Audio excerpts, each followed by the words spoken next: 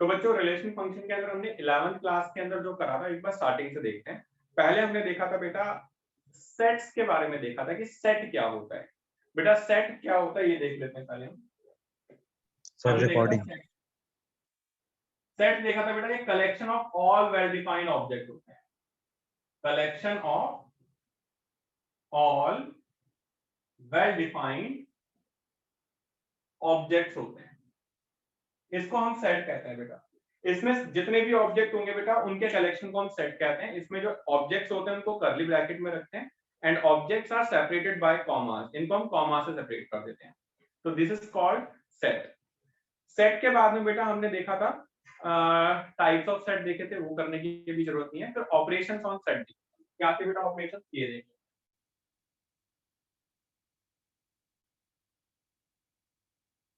Operations on set, पहला था बेटा यूनियन। यूनियन ऑफ सेट्स क्या था अगर मैं आपको याद दिलाऊं, जैसे मेरे पास एक सेट ए है दैट इज 1 2 3 और दूसरा सेट बी है 2 3 4। तो ए यूनियन बी का क्या मतलब होता था, जो दोनों में कॉमन है 2, 3 वो तो ले ही लो और जो कॉमन नहीं है बेटा उनको भी ले लो। This is A union B. अगर मैं इसका वेन डायग्राम बताऊं आपको तो तुम्हें वेन डायग्राम से भी याद आ जाएगा। This is A, this is B, ये वाला सेट ए है और ये वाला सेट बी है। दोनों में क्या कॉमन था, ये वाला पार्ट, और जो कॉमन नहीं है उसको भी ले लो बेटा। तो ये आपका आ जाएगा A union B. This is A union B. Union के बाद में बेटा आपने देखा था इंटरसेक्शन। दो सेट्स का इंटरसेक्शन क्या होता है।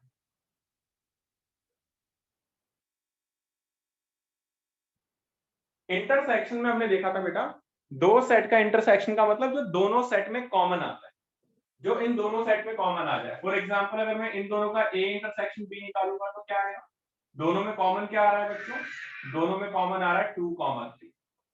तो this is A intersection B.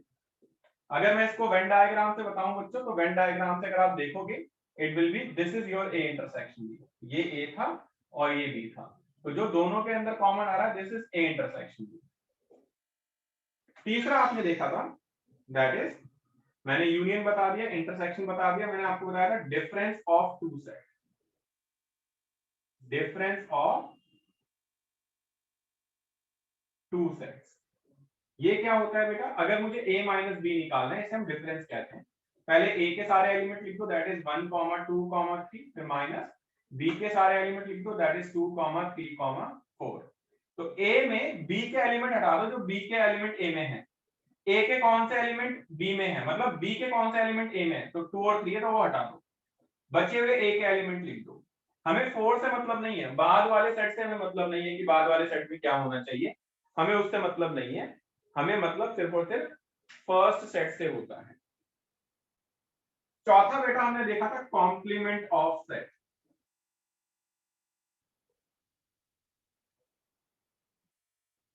For example एक यूनिवर्सल सेट आपको दिया जा रहा है 1 2 3 4 5 6 और मैं सेट ए आपको दे रहा हूं दैट इज 2 3 4 और मैं आपसे बोल रहा हूं कि ए कॉम्प्लीमेंट निकालो।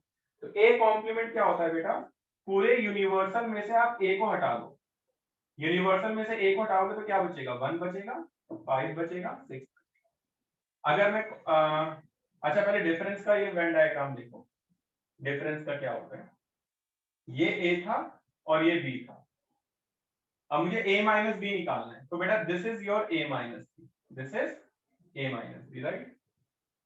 अभी अगर मुझे कॉम्प्लीमेंट निकालना है बेटा तो कॉम्प्लीमेंट क्या आएगा, ये पूरा जो बॉक्स बनाता हूं, ये वाला जो कंप्लीट बॉक्स होता है दिस इज यूनिवर्सल सेट का। अब इसके अंदर अगर मैंने कोई सेट ए बनाया, this is your set A complement यानी कि इस पूरे यूनिवर्सल सेट में से ए को हटा दो तो जो बाहर वाला होगा that is called a complement, this is known as a complement, A के ऊपर डैश। तो ये बेटा आपने बेसिक ऑपरेशन देखे थे 11th क्लास के अंदर। इसके बाद में आपने फिर फॉर्मूला भी देखा था बेटा। फॉर्मूला क्या देखा था, एक बार मैं वाला फॉर्मूला ही बता देता हूँ। आपने बेटा ये देखा था number of elements in A union B देखा था आपने, क्या था, ये था number of elements in A plus number of elements in B minus number of elements in A intersection B. एक फॉर्मूला आपने ये देखा था, फिर एक फॉर्मूला आपने देखा था number of elements in A union B union C. ये क्या आता था बेटा? ये आता था number of elements in A plus B plus C minus A intersection B minus B intersection C minus C intersection A plus A intersection B intersection C. ये आपने देखे थे जी फॉर्मूले, आई होप याद होंगे आपको। रिफ्लेक्शन आ रहा है, ये रिफ्लेक्शन है। ये दो फॉर्मूले भी देखे थे और आपने अपनी पूरी की पूरी 11th क्लास का पहला चैप्टर सिर्फ इतना पढ़ के निकाल दिया था, इसके अलावा आपने और कुछ पढ़ा भी नहीं।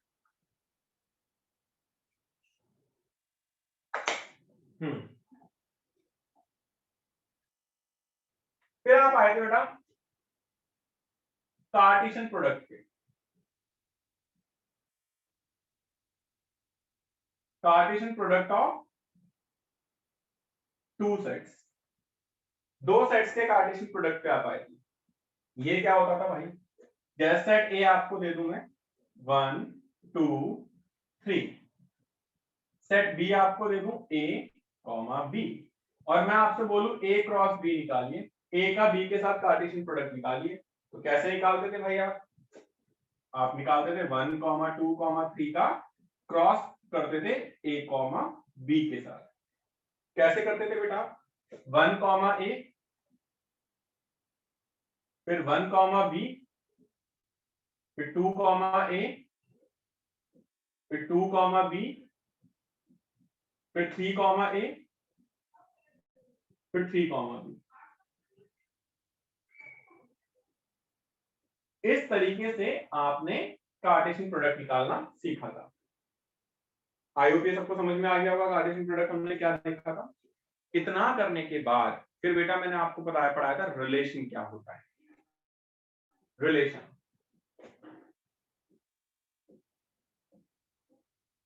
मैंने आपको बताया था बेटा जो रिलेशन होता है ये दो सेट के बीच में होता है रिलेशन, और इस तरीके से रिलेशन होता है कि पहले सेट के सारे एलिमेंट या कुछ एलिमेंट कोई मैथमेटिकल फॉर्मूले मैथमेटिकल बाउंडेशन के साथ सेकंड सेट से रिलेटेड हो। ठीक है, वो आपको मेंशन करेगा कि क्या हो गया।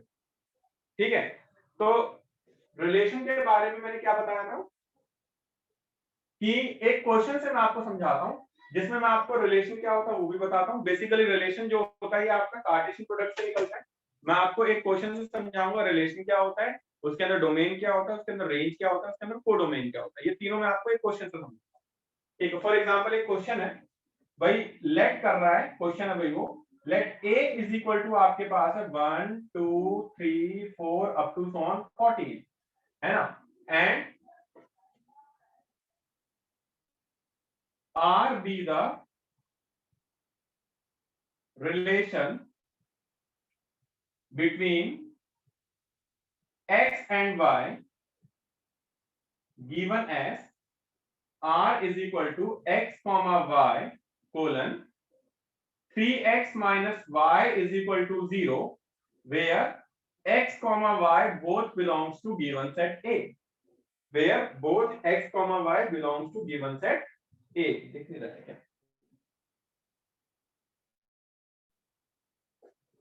देख तो रहे, तो फाइंड करना है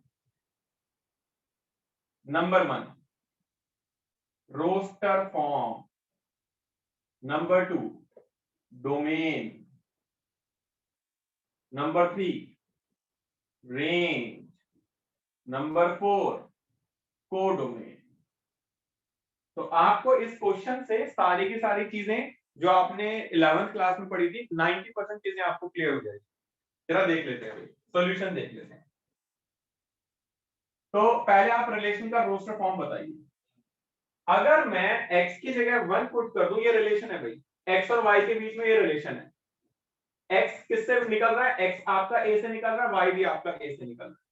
तो अगर मैं x की जगह 1 पुट कर दूं, y will be 3, take x is equal to 1, y will be 3, comma x की जगह 2 पुट कर दो बेटा, y की जगह कितना आ जाएगा? 6 आ जाएगा, फिर कॉमा x की जगह 3 पुट कर दो बेटा, y की जगह 9 आ जाएगा, फिर कॉमा, x की जगह 4 पुट कर दो बेटा, y की जगह 12 आ जाएगा, फिर कॉमा, x की जगह 5 पुट कर दो बेटा, y की जगह 15 आ जाएगा। बट y की वैल्यू तो किससे बिलोंग कर रही है, y बिलोंग्स टू a, है ना, और a के अंदर 15 नहीं है, तो आप ये वाला एलिमेंट लोगे ही नहीं।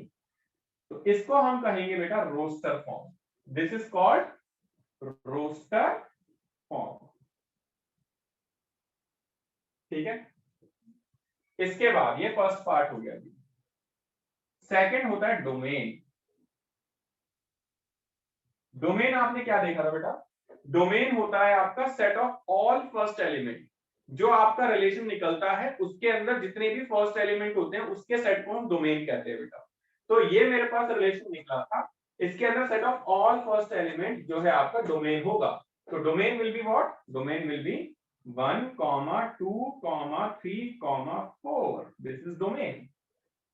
व्हाट इज रेंज, रेंज क्या होगा, थर्ड पार्ट है बच्चों आपके पास रेंज। अब बच्चों रेंज क्या होता है हमारे पास, set of all second element, जितने भी आपके सेकंड एलिमेंट हैं उनके सेट को हम रेंज कहते हैं। और वो सेट क्या है, वो है 3, 6, 9, 12, this is range, set of all second element, जितने भी सेकंड एलिमेंट निकलते हैं आपके रिलेशन से उसको हम रेंज कहते हैं बच्चों। तीसरा हो गया आपका, अब फोर्थ है आपका कोडोमेन। कोडोमेन क्या होता है बच्चों, कोडोमेन वो सेट होता है जिससे y बिलोंग करता है, y जिससे निकलता है। तो y वाले एलिमेंट किससे बिलोंग कर रहे हैं, y वाले एलिमेंट a से बिलोंग कर रहे हैं। तो codomain will be set a, और a सेट क्या है हमारे पास 1, 2, 3 से लेकर 14 तक। कोडोमेन क्या होता है, जिससे y बिलोंग करता है। Now this is complete relation जो आपने पढ़ा था, अभी मैं फंक्शन की बात नहीं कर रहा हूं, this is complete relation. I hope सबको समझ में आ गया। एनीबॉडी कोई डाउट है तो मुझे रेज हैंड करेंगे। क्लियर हो गया सबको, तो चैट टू एवरीवन में डालेंगे सर क्लियर है, सारे के सारे बच्चे।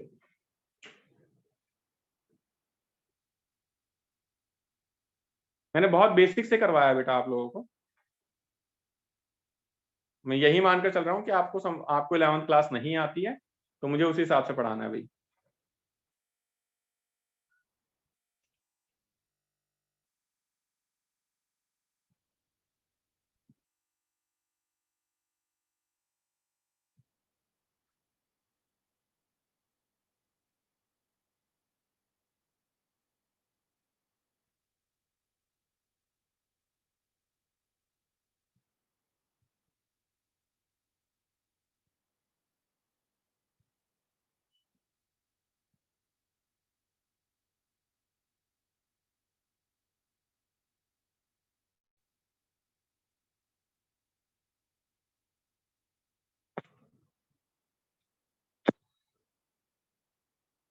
चलिए, आई होप सबको क्लियर है।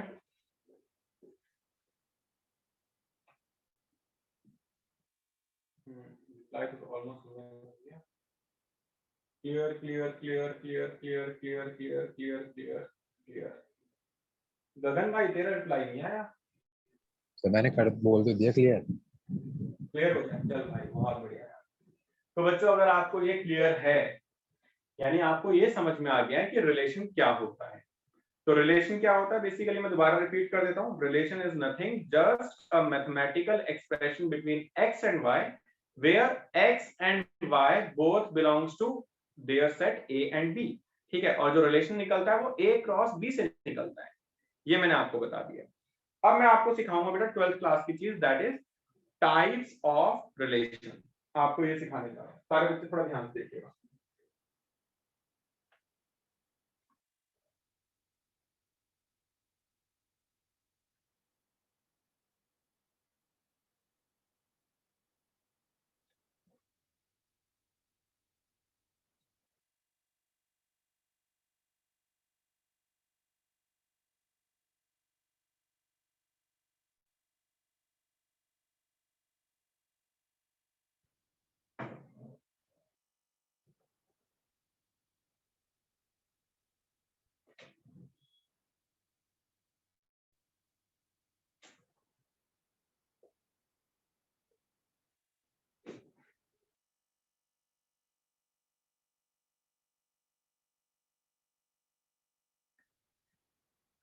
चलिए बच्चों, मैं आपको बताने जा रहा हूँ टाइप्स ऑफ रिलेशन क्या होता है।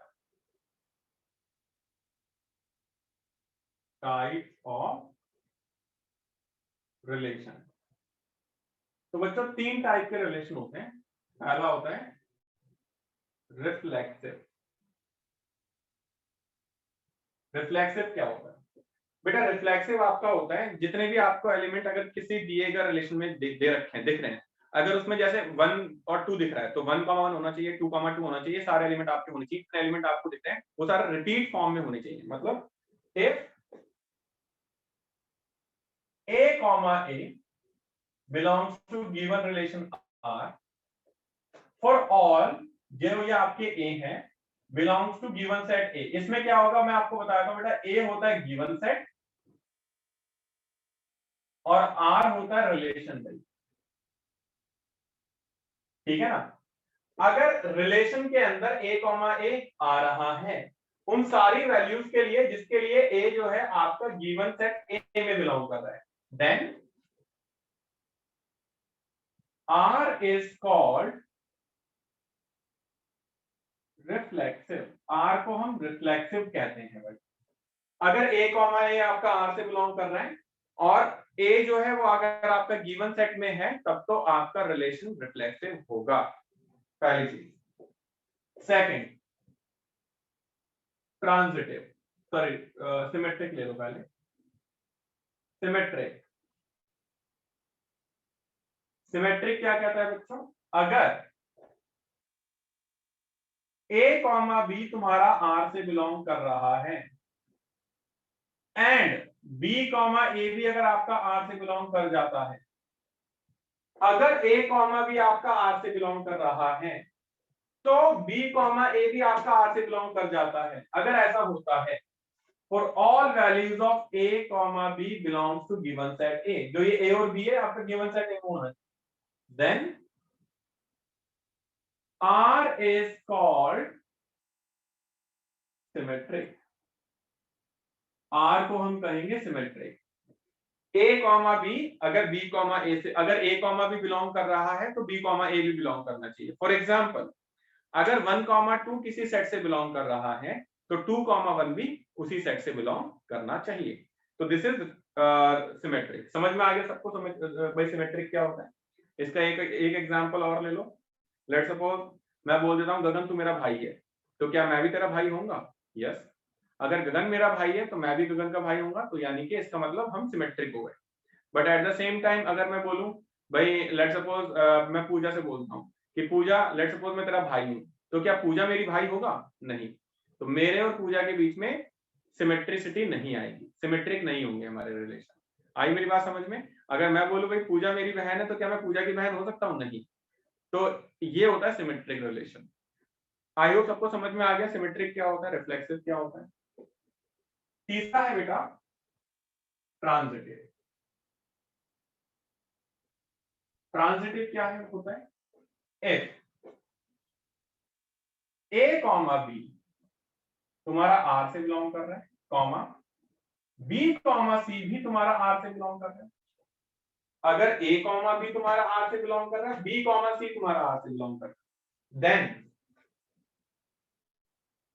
A, C भी तुम्हारा R से बिलोंग करे for all values of A, B, C belongs to given set A, then R is called transitive. R को हम कहेंगे ट्रांजिटिव। ट्रांजिटिव का एग्जांपल ले लेते हैं। आप मानो किसी रिलेशन में 1, 5 बिलोंग कर रहा है और 5, 9 बिलोंग कर रहा है। 1, 5 और 5, 9 है, तो उस रिलेशन में 1, 9 भी बिलोंग करना चाहिए। अगर ऐसा होगा तब तो वो ट्रांजिटिव होगा, अदरवाइज वो ट्रांजिटिव नहीं होगा। आई मेरी बात समझ में? ट्रांजिटिव क्या होता है?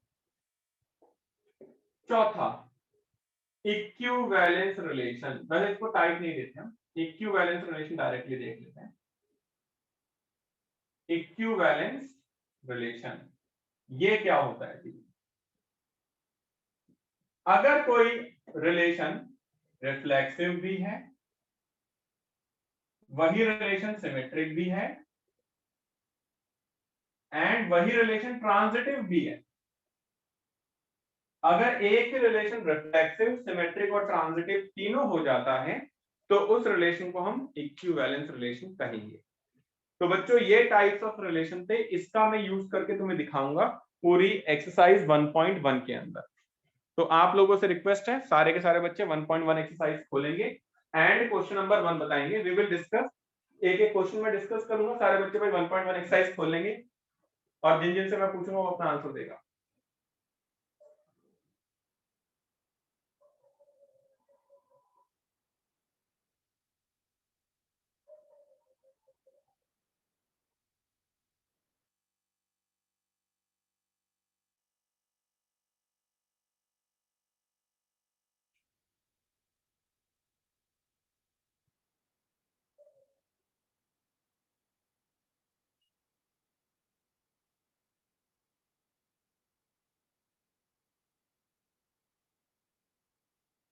हम्म 1.1 में क्वेश्चन नंबर 1 का फर्स्ट पार्ट ये मैं करवा चुका हूं। 3x - 14 = 0। आपको बताना है रिफ्लेक्सिव, सिमेट्रिक, ट्रांजिटिव तीनों है क्या, ये देख लेते हैं जरा। क्वेश्चन नंबर 1 का फर्स्ट पार्ट अभी जस्ट करवाया था। रिलेशन आर आपको दे रखा है 1 2 3 4 अप टू 14 तक, और ये ए सेट है।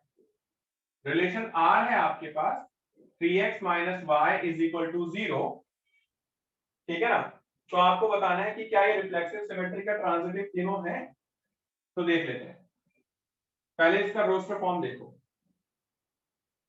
Roster form that is R, ये आ जाएगा अगर x की जगह 1 पुट करो तो y की जगह 3, 2 पुट करो 6, 3 पुट करो 9, 4 पुट करो 12। इसके आगे हम जा नहीं सकते।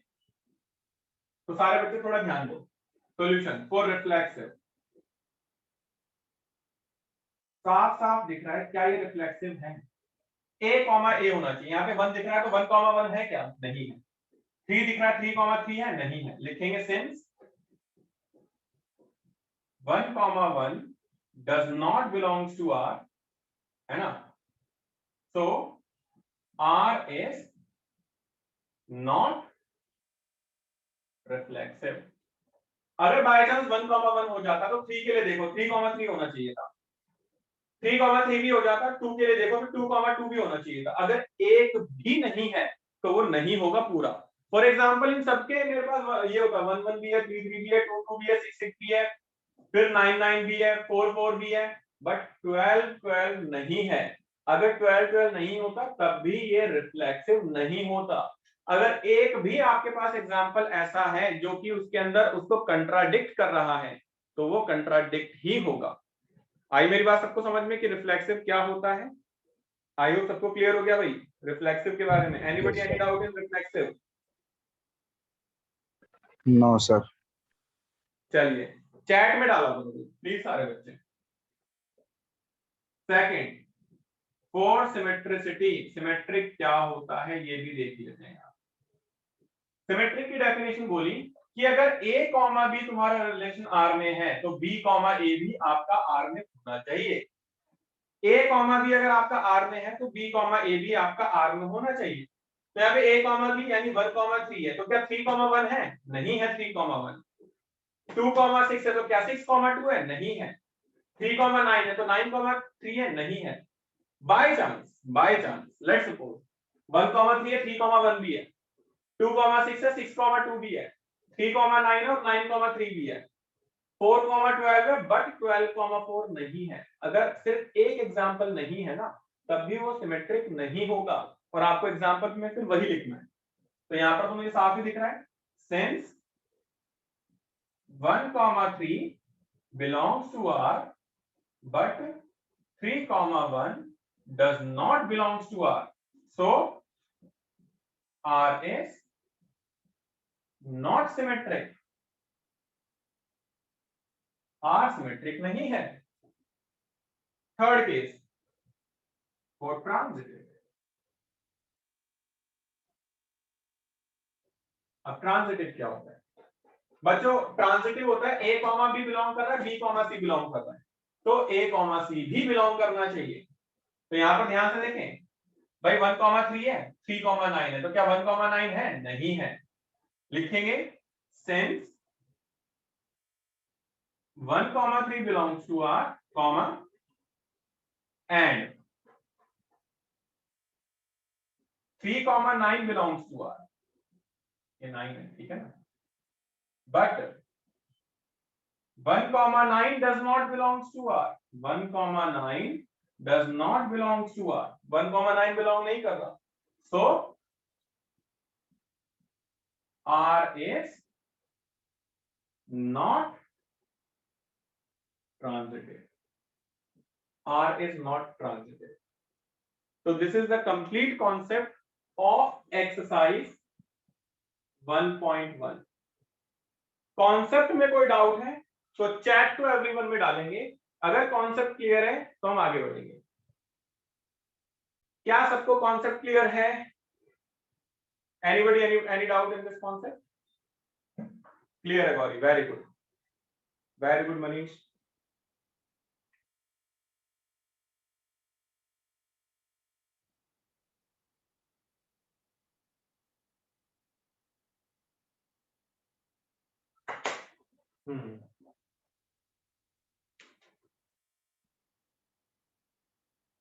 बहुत बढ़िया। I want reply from each and everyone. सारे बच्चे रिप्लाई जरूर करेंगे भाइयों बहनों।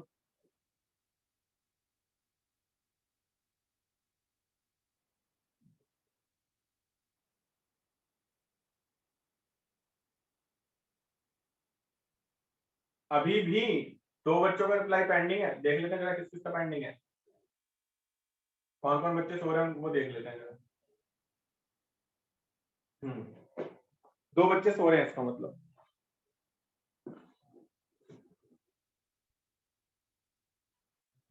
तो वो 2 बच्चे कौन हैं? अरे सबका ही आ गया इसमें, तो कोई नहीं सो रहा भाई, ये तो मेरा भ्रम निकला। चलो यानी सारे बच्चे जाग रहे हैं। हाँ अभी भेजा है किसी ने। हर्षवर्धन सोया मत कर भाई तू। चलिए तो आप लोग ये करेंगे, देखो प्रेजेंटेशन में तुम्हें 2-3 क्वेश्चन में थोड़ा डिफरेंट प्रेजेंटेशन है, वो मैं आपको बाद में सिखाऊंगा, बट आई वांट कि पहले सारे के सारे क्वेश्चंस आप लोग ट्राई करें, अपनी दिक्कतें लेकर आए, then I will show you कि कहां तुम दिक्कतें फेस कर रहे हो, उसको कैसे करना चाहिए। आप लोगों से रिक्वेस्ट है, आज कम से कम 5 क्वेश्चन ट्राई करेंगे और मुझे अभी भेजेंगे, क्योंकि मैं चाहता हूं कि अगली क्लास से पहले तुम्हारी ये पूरी एक्सरसाइज ट्राई होनी चाहिए, पर आज कम से कम 5 क्वेश्चन ट्राई करेंगे और मुझे आज ही भेजेंगे, ठीक है ना, क्योंकि नया कॉन्सेप्ट करवाने का भी फायदा नहीं है। पहले मैं चाह रहा हूं कि पहले तुम इसकी ही प्रैक्टिस करो, 5 क्वेश्चन जल्दी से करेंगे और मुझे भेजेंगे, और नेक्स्ट क्लास में मैं मिलूंगा। आज की क्लास को हम यहीं पे फिनिश करेंगे, बट आई वांट कि आप लोग नेक्स्ट क्लास के अंदर पूरी 1.1 ट्राई करके आए। सारे बच्चे 1.1 नेक्स्ट क्लास के अंदर इंक्लूडिंग ऑल एग्जाम्पल आप लोग ट्राई कर दोगे, और आज की क्लास के बाद में आपको 5 क्वेश्चन भी कर भेजने ग्रुप पे भेजने पे, ठीक है बच्चों। तो आज की क्लास को मैं यहीं पे एंड कर रहा हूं, तुम्हें ये पीडीएफ मिल जाएगी अभी, होमवर्क 5 क्वेश्चन आप लोग मुझे अभी करके भेजेंगे, ठीक है बच्चों। फिर मिलते हैं नेक्स्ट क्लास में, आज के लिए इतना ही, बाय।